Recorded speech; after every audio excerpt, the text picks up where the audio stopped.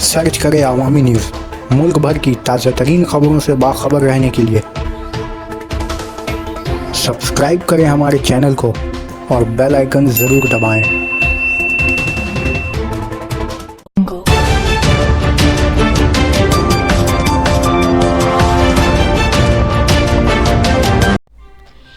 एक भी हिंदू नहीं जाएगा मुल्क से बाहर। भागवत के बयान से एनआरसी की गैर जानिबदारी पर उठा सवाल। आरएसएस सरबराह मोहन भागवत का कहना है कि जिन हिंदुओं के नाम आसाम एनआरसी या किसी दीगर एनआरसी में नहीं आ पाए हैं, उन्हें परेशान होने की ज़रूरत नहीं है। द टेलीग्राफ की एक खबर के मुताबिक मोहन भागवत ने ये बात इतवार को हावड़ा ज़िला के उल्लू बेड़िया में हुई आरएसएस की ज़िली तंजीमों की बंद कमरे में हुई मीटिंग में कही। इस मीटिंग में आरएसएस से मुंसलिक 37 तंजीमों ने हिस्सा लिया था। भागवत ने कहा कि खबरें मिल रही हैं कि आसाम एनआरसी में जिन 19 लाख शहरियों के नाम शामिल नहीं हो पाए हैं, उनमें से 12 लाख हिंदू हैं। इन्होंने कहा कि मैं आपको यकीन दिलाना चाहता हूं कि एक भी हिंदू को एनआरसी की वजह से मुल्क छोड़ने की ज़रूरत नहीं है। इन्होंने कहा कि आरएसएस हिंदुओं के साथ है। इस मुल्क में कहीं भी रहने वाले हिंदुओं को एनआरसी से परेशान होने की कोई ज़रूरत नहीं है।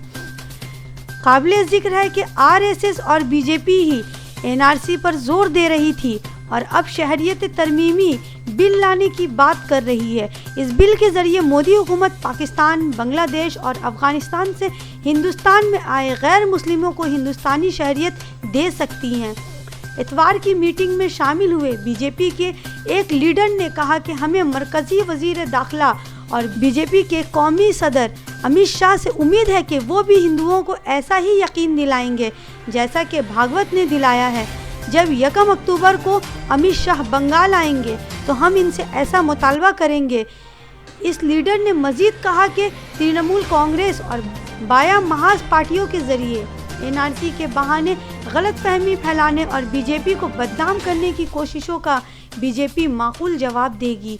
गौर-ए-तलब है कि मगरबी बंगाल में 2021 में असेंबली इंतखाबात होने हैं। इस दरमियान बीजेपी के ज़राए का कहना है कि शहरियत तरमीमी बिल से पहले बंगाल में एनआरसी नाफिज नहीं किया जाएगा। बीजेपी लीडर ने कहा कि हमने हुकूमत से पहले दौर इक़्तिदार में इस बिल को पास कराने की कोशिश की थी, लेकिन ये बिल राज्यसभा में अटक गया था। बंगाल इंतखाब के बाद अब राज्यसभा में भी हमारी अक्सरियत होगी। ऐसे में ममता बनर्जी या सीपीएम एनआरसी के नाम पर हिंदुओं को वरगला नहीं पाएंगे। मगरबी बंगाल बीजेपी के सदर दिलीप घोष काफ़ी वक्त से बंगाल में एनआरसी नाफिज किए जाने का मुतालबा उठा रहे हैं। आम इंतखाबात के दौरान अमित शाह ने भी बंगाल से ममता बनर्जी को उखाड़ फेंकने का अज़म जाहिर किया था। इसके बाद बंगाल में बीजेपी ने 42 में से 18 सीटों पर जीत हासिल की थी। इसके अलावा असेंबली के एतबार से वह 121 सीटों पर आके रही थी।